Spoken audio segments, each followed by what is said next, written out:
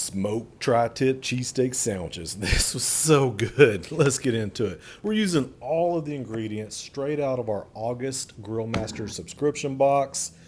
Prepping up our tri-tip, trim it down, drop in some canola oil, rub it in for the binder, season up.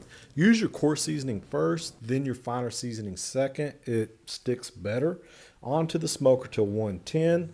Bring it out to rest. Then we're going to sear it off. We're about 408 on this sear, and oh, look at that. All right, bring that down to a room temp.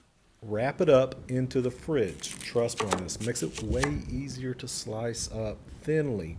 Okay, now then, your lanes. We're using this to put on our buns, to sear them up and get just a real nice toast to them. We're throwing down our veggies. We'll start with that. Move them over to your cool zone. For your meat, put them in the handfuls that you're going to want to put onto your sandwiches. Makes life a lot easier. Don't forget to season them again.